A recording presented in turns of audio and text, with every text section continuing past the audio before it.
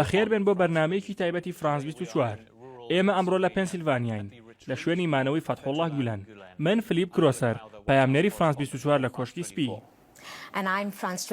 منیش پەیامنێری هەواڵە نێودەوڵەتیەکانم لە فرانس 24.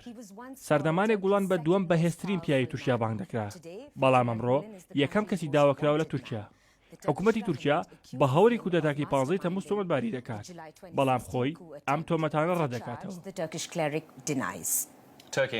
تورکیا داوای ڕادەستکردنەوەی گولان لە ئەمریکا دەکات. ئەو لە ساڵی 1999 لێرە دەژی. میوانی ئەم جارەی فرانس 24 فەتحوڵڵاه گولانە.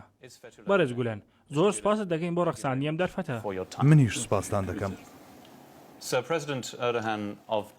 سەرۆکۆماری تورکیا ڕەجەب تەیب ئێردۆغان بانگەشەی ئەوە دەکات کە بەڵگەی تەواویان لەبەردەستایە کە گوایە ئێوە ڕێخەری هەوڵی کودەتاکی 15 تەمووز بوون. وەک دەزانن دۆناڵد ترەمپ و سەرۆکۆماری تورکیا پەیوەندێکی تونند و تۆڵیان هەیە. ئایا تۆ مەترسی ئەو بەدی ناکەیت کەوا ڕادەستی تورکیا بکەیتەوە؟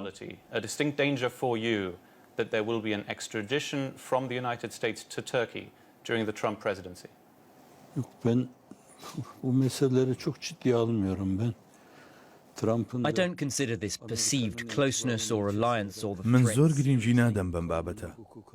من دوور لەوەی کەوا ترامپ چۆن بیر لە من یاخود ئەم بزاوە دەکاتەوە. پێم وایە نە ترامپ و نە هیچ سەرکردەیەکی تری ئەمریکا سمعی وڵاتەکەی خۆی ناخاتە بەرزیان و زەرەرەوە و ملکەج ناکەن بۆ ئەم داواکاریە نائەقڵانیە. من ئەگەرێکی وەها نابینم سەرۆکێکی ئەمریکا جاییتر کۆماری بێت یاخود سەر بە دیموکراتەکان بێت هەنگاوێکی وەها هەڵبێنێ کەوا زیان بە ئابڕووی وڵاتەکەی بگەێنێ.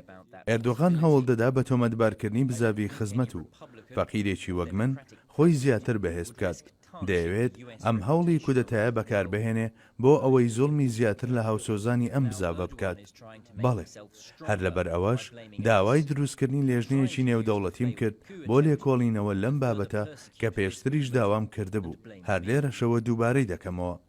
ئیدی نازانم لەو لێژنەیەدا ئەندامانی هێزەکانی ناتۆ دەبن یاخود ئەندامانی دادگای لاهای نێودەوڵەتی دەبن یاخود ئەندامانی نەتەوە یەکگرتوەکان و یەکێتی ئەوروپا دەبن. گرنگەوەیە لێژنەیەک دروست بکرێت بچن بە دوای ئەو بابەتەدا بگەڕێن، لێکۆڵینەوەیەکی چڕ و پڕ ئەنجام بدەن و دەرەنجامێکی لێ دەربهێنن. ئیدی بە هەر شێوەیەک گەر بچووکترین بەڵگەیان لەسەر تێوەگلانی منی فەقیر دۆزیەوە ئەوان من گوێ نادەم بەوەی چێ و چێن ئەوانەی وایان وتووە. چاوەڕی ئەوە ناکەم قۆڵ بەستم بکەن و بمنێرنەوە.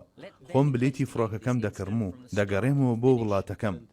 خۆ من لەم وڵاتی غەریبیە لوتم بە هەناسەی ساردی دووری لە نیشتیمانەکەم دەسۆڵێتەوە. I shall, by my own will, buy my own ticket to leave this country. Falanın filanın bu mevzuda derdest edip götürmesine ihtiyaç bırakmadan kendim biletimi alır, ülkeme dönerim. Daha ussulayla burnumun kemikleri sızlıyor. You've talked about the extent to which the Turkish government گەر has تەماشایەکی ڕابردوو بکەین بە دیاریکراوی تا 5 ساڵ لەمەوبەر ئێوە و بەڕێز ئەردۆغان هاوپەیمان بوون، بەڵام ئێستا ئێوە دوژمنی سەرەکی یەکترن. ئایا ئەمە شتێکی دوولایەنەیە؟ و دەمەوێت بپرسم چی ڕوویدا؟ I've never looked at anybody as my enemy. من کەس وەکو دوژمن سیر ناکەم. من هیچ هەستێکی ڕق و چینەم بەرامبەر ئەو نییە، بەڵام لەوانەیە ئەو هەیبێت. بە دڵنیاییەوە ئەو هەندێک شتی کرد و منیش ئاگادارم کردەوە. بۆ نمونە من ڕەچەتەیەکم نووسی کە پێم وابوو باشترین چارەسەرە بۆ کێشەی کوردەکان. پێم ڕاگەیاند کە بۆمبارانکردنیان و ناردنی هێزی سەربازی بۆ سەریان نایەن کاتە مرۆڤ گەلێک کە لە چوارچێوەی یاسادا بمێننەوە. من هەرگیز کەسێکی سیاسی نەبووم و نەش بوومە پشتیوانی ئێردۆغان. هیچ کاتێکیش هەوڵم نەداوە لێوەی نزیک بووم. من لەگەڵ ئەودا تەنها 2 بۆ 3 جار یەکترمان بینیوە. یەکەم جار پێش دروستکردنی پارتەکەی بوو. هاتەلام و داوای ئامۆژگاری لێکردم. منی ژەوم پێ ڕاگەیاند کە بۆ پارتەکەی ئەو باش دەبێت. کاتێکی تریش ئێمە یاریەکی دۆستانەمان ڕێکخست بۆ هاوکاری وڵاتی بۆسنا، ئەو لەوێ هاتە پەنام و دانیشت. ڕۆژنامەنووسێکیش وێنەی گرتین و ئیتر میدیاکان ئەو وێنەیان بۆ چەندین جار بەکارهێنا و دەیانوت کە ئێوە هاوپەیمانن. ئێمە هیچ کاتێک نەبووینە یەک و هاوپەیمانیش نەبووین. We saw him as the lesser of 2 evils, according to Islamic law. İslam hukukunda bir şey var. Ehvenü şerreyn irtikap. The Turkish government, you say that you ئێوە have باسی never ئەوەتان کرد کە بابەتەکە بە سیاسی کراوە بەڵام حکوومەتی تورکیا ئێوە تۆمەتبار دەکات بەوەی هانی سەربازەکانتان داوە بۆەوەی بەکارێکی وا هەستن من بۆ دڵنیایی بوون دەمەوێت لە دەمی خۆتانەوە بیستم ئایا ئێوە بە هیچ شێوەیەک هانی هیچ سەربازێکتان داوە بۆ هەستان بە هاوری کودەتا them in any shape or form. Onu ispat etmeleri lazım. If دەبێت somebody ئەم makes, بانگەشانە بسەلمێنن گەر کەسێک بە بانگەشەیەکی وها هەستێت دەبێت خۆشی بیسەلمێنێت من 18 ساڵە لە ئەمریکام و ئەو سەربازانە ناناسم نازانم فەرماندەکانیان چێن نازانم پلەی سەربازیان چییە نازانم سەر بەچێن و چه جۆرە مرۆڤێکن نازانم ئەوانە گوێ لە وتارەکانی من دەگرن یا خود نا لەوە دەچێ هەندێکیان من بناسن لەبەرەوەی ماوەی 6 ساڵە لەسەر مینبەری مزگەوتەکانەوە یاخود لە ساڵۆنی کۆنفرانسەوە وتار دەدەم Salonlarında konuşan bir insanım. So you have been here for 19 years.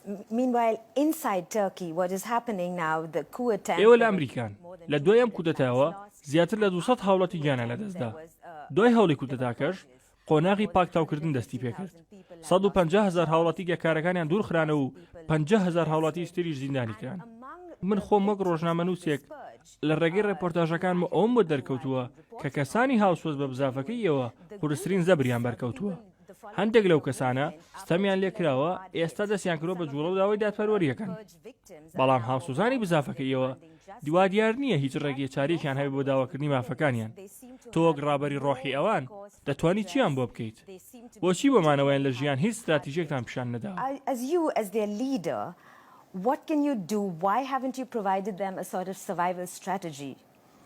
Bir they haven't thrown any fists and they will continue تا this ئێستا way. بۆکسێکیان نەوەشاندووە و پێم وایە لەمە و دووار شەروا دەکەن ئێمە هەموو ڕێگایەکمان لێ گیراوە کە بتوانین بەوام بکەین هەموو ڕۆژنامە و تەلەڤیزیۆنەکانمان داخراون تەنیا ئەو مێدیایانە قسە دەکەن کە بیر و ڕای حکوومەت بڵاو دەکەنەوە لەو ڕێگایەوە بیر و ڕایەک بۆ خەڵک دروست دەکەن و ئاراستەیان دەکەن are allowed to operate. hissiyatlarına tercüman olan. That's how they can create public opinion. Dolayısıyla onunla kamuoyu oluşturuyorlar, efkar oluşturuyorlar. Among the opposition, the Turkish people who oppose the government, as you said, the secular opposition parties as well. پارتە ئۆپۆزیسیۆنەکانی تورکیا کە ئێوە خۆتان بە ئەلمانیەکان ناویان دەبن کەسیان زەڕێک لە یانگرانی ئەوەیان خۆش ناوێت پێیان وایە شوێنکەوتوانی ئێوە ئەوە دەدورنەوە کە چاندویانە دەڵێن گوایە لە یانگرانی ئێوە خزاونەتە ناو دام و دەستگاکانی دەوڵەت لە دادگا و هێزە ئەمنیەکان و سوپا و پێیان وایە تابەر لە 5 ساڵیش فشاریان بۆ سەر هاوڵاتیان دروست کردووە لە یانگرانی ئێوە خۆشەویستی زۆرێک لە هاوڵاتیانی تورکیان نەدەستداوە ئێوە ڕاتان چییە بەرامبەر بم بانگەشانە have lost the sympathy of a lot of Turkish people. How would you respond to ئەوەی کە دەیڵێیت دەسەڵات ئەنجامی داوە ئێردۆغان لە ڕابردوودا کاتێک سەرۆکوەزیران بوو بەدەمی خۆی وتی کەوا خۆی داواکاری گشتی دۆسیەکانی ئەرگەنەکۆن و باڵیۆزە هەروەها فەرمانی دەستگیرکردنی ئیلکەر باشبوغی سوپاسالاری ئەو کاتە هەر لەلایەن خودی ئێردۆغانەوە دەرکراوە لەوە دەچێت خواستی ئەوەی هەبوو بێ بەو شێوەیە سوپا کۆنتڕۆڵ بکات کاتێک لەوەدا سەرکەوتوو بوو ئیدی بزاوی خزمەتی کردە ئامانج لەبەرچی ئەم بزاوەی کردە ئامانج ئەمە هۆکارگەلێکی زۆری هەیە یەکێک لە هۆکارەکان ئەوەیە ئەم بزاوە لە زۆر شوێنی دنیادا خوێندنگەی هەیە ئێردۆغان داوای ئەوەی لە ئێمە کرد کە لە هەموو وڵاتانی دنیا وەک سەرۆکی جیهانی ئیسلام و خەلیفە بیناسێنین بەڵام خوێندنگاکانی ئێمە ئەم خواستەی ئێردۆغانیان قبول نەکرد ئێردۆغان نەیتوانی لەم هەڵوێستەیان تێبگات هەر بۆیە دەستی کرد بە پەلاماردانی ئەو خوێندنگایانە چونکە پێی وایە ئەمە ئەرکێکی ئەو بیر و باوەڕەیە کە هەیەی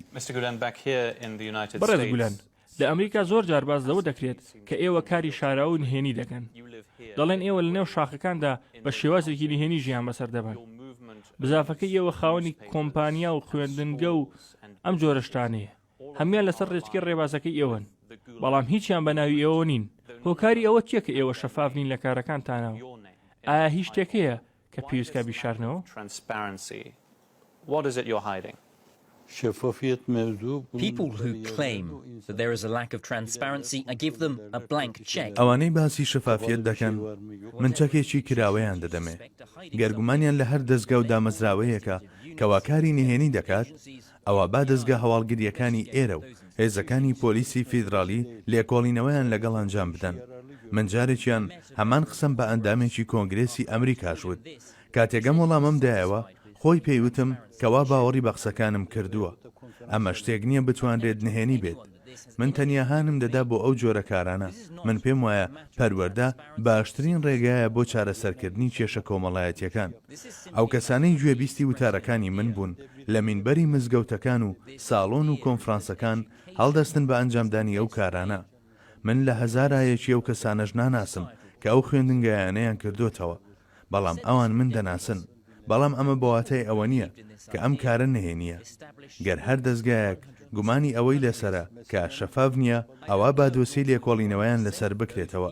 هەر بەڕاستیمە ئەگەر ئەو خوێندنگایانەی ئێرە شتێکیان کردووە لە دژی یاساکانی ئەم وڵاتە با هەر هەمویاندا بخرێن. So people who claim that this is a matter of secrecy and whatever they want to see about transparency, let them investigate. O zaten dediğim gibi hakikaten Amerika'nın kanun, nizam ve hukukuna aykırı bir şey varsa kapasınlar o okulları. زۆر قسە و باز لەسەر بزافەکەی ئێوە هەیە. هەندێک بزافەکەدان بە ڕێباز ناو دەبن. ئایا ئێوە ڕابەری ڕێبازێکی ئاینین؟ I don't like myself. I don't like people who like me. من خۆمم بەدڵ نییە. ئەوەی منیشی بەدڵ بێ بەدڵم نییە. من خۆم بە بچووکی هەموو مرۆڤەکان دەبینم. پێم وایە تەنیا بە شەفاعەتی خودا ڕزگارم دەبێت. من خۆم بە مرۆڤێکی هیچ دەزانم. I consider myself a terrible person. Berbat bir insan olarak görüyorum. Coming back to the investigation so far into the coup با attempt. بگەڕێینەوە سەرباسی لێکۆڵینەوەی تایبەت بە کودەتاکە. زۆر هاوڵاتی تورکیا داوایان لێکردم کە ئەم پرسیارە لە ئێوە بکەم. خۆتۆمەتەکانی حکوومەتیش هەمووی لە چوارچێوەی یەک کەسدایە، ئەویش عادل ئۆکسوزە. حکوومەت دەڵێت ئەو یەکێکە لە ئیمامەکان و هاوسۆزێکی بزافەکەی ئێوەیە. دەڵێن ئەو هەوڵی کودەتاکەی دەست پێ کردووە. شەوی کودەتاکە لە نزیک بنکەیەکی سەربازی گیراوە. پێش ماوەیەکی کەم دەستگیر کرا و دواتر ئازاد کرا. لەو ڕۆژەوە دیار نییە. حکوومەت دەڵێت ئەم کەسە پێش کودەتاکە هاتۆ بۆ ئێرە و چاوی بە ئێوە کەوتووە. ئێوە عادل ئۆکسوس دەناسن؟ ئایا پێش کودەتاکە چاوتان بە عادل ئۆکسوس کەوتووە؟ Adil Oksuz, have you met him? Did you meet him before the coup attempt? Adil Öksüz belli bir dönemde Adil Oksuz, at one time, I think when he پێم was وایە studying at عادل school, ئۆکسوس ماوەیەک هاتە ناو بازنەی خوێندکارەکانمەوە.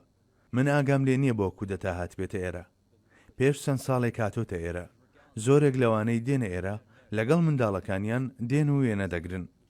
پێم وایە ئەوی شاتۆتە ئێرە و لەگەڵ منداڵەکانیدا وێنەی گرتووە. وەک پێشتر ئاماژەم پێدا زۆر کەس هاتۆتە ئێرە. عەبدوڵڵا گول پێشەوەی ببێتە سەرۆگۆزیران سەردانی ئێرەی کردووە. نابێت بەهۆی بوونی وێنەیەکەوە پەیوەندێکی وها دروست بکرێت و ئەمە کارێکی هەڵەیە. دووەم شت سەبارەت بە عادل ئۆکسوزەوە خۆیان دەستگیری دەکەن و دواتر ئازادی دەکەن. دواتر ئەوە ئاشکرا دەبێ کەوا سەر بە دەستگای هەواڵگری تورکیا میت بووە. هەر بەو بۆنەیەشەوە دەمەوێت شتێکتان پێ بڵێم. ئەوانەی سەردانی ئێرەیان کردووە یەکێکیان سەرۆکی دەستگای میت بوو. هاکان فیدان دووجار سەردانی ئێرەی کردووە. لە ماڵی برازاکەم مایەوە. لەسەر هەمان مێزنانمان خوارد. کەس نییە نەهات بێتە ئێرە. گەر هەر کەسێک کاتە ئێرە و بیکەن بەلایەنگری من ئەوە بمبورن کەوا دەڵێم ئەوە قسەیەکی دەرەخکرا و کۆنە. bir gelenlerden bir tanesi de Milli İstihbarat'ın başındaki Hakan Fidan. the chief of the intelligence service, Hakan Fidan, also visited here twice, and he ate at my nephew's house here twice. Everyone came here. There are photos of me with everyone. So to make claims based on visiting me and taking pictures with me is just senseless. Bunlar bağışlayın biraz ezbere mülhazalar. We know that many of your followers have been imprisoned in Turkey. You have told us. زۆرێک لە هاوسوسانی ئێوە ئێستا لە زیندانەکانی تورکیادان. باسی ئەوەتان کرد کە ئێوە ناتوانن پەیوەندیان پێوە بکەن. ڕۆژنامەکان و میدیاکانتان داخراون. لە وڵاتێکی وەک سۆماڵ و ئەفغانستان و پاکستان خوێندنگەکانتان داخراون. هەموو ئەمانەوە لە من دەکات لە ئێوە بپرسم ئایا کۆتایی بزافەکەی ئێوە هاتووە؟ Leads me to ask you this question. Is your movement finished? Zannetmiyorum ben. Birkaç yerde okullar sadece I don't think so. Türkiye'den giden insanlar. In a few places, schools were taken لە from هەندێک people. شوێن خوێندنگەکانمان داخراون و لە دەستی ئەو کەسانەیان دەرهێنا کە لە تورکیاوە هاتبوون دایان بە کەسانی ناوخۆی ئەو وڵاتە. لە زۆربەی شوێنەکان لە ئاسیا و ڕۆژهەڵات هەر بەو شێوەیە ئەنجام دراوە و خوێندنگاکان دراوە بە کەسانی لۆکاڵ. لەوە دەچێت حکوومەتی تورکیا لە یەک دوو شوێن کاریگەری هەبوو بێت بەڵام ئەم خوێندنگایانە لە 170 وڵات خەریکی خزمەتی خۆیانن خوێندنگاکانی بڕۆکسل و ئەمریکا و ئەوروپاش بەردەوامن لە کارەکانیان پێم وانییەکەوا بە هەڵکردنی گەردەلوولێک ئەم خوێندنگایانە دابخرێن من پێم وایە ئەم خوێندنگایانە کە بنەما و بەهای سەرەکیان خۆشەویستیە هەر لە کارەکانیان بەردەوام دەبن پێم وایە کاتی سیاسەتمەداران بەرتەسک و سنووردارە لە ڕێگەی دیموکراسیەوە دەڕۆن بەڵام ئەم بزاوە کە بناغی خۆشەویستیە هەر بەردەوام دەبێت. İnsanlara karşı bir güven hasıl olmuştu. Birdenbire öyle bir fırtınayla o meselelerin yıkılacağını So I think this is a sign that this movement, sevgi hareketinin, whose core value is love, will continue. değerlere saygı hareketinin devam ettiğini gösteriyor. The politicians, Devam edecek. their time is limited.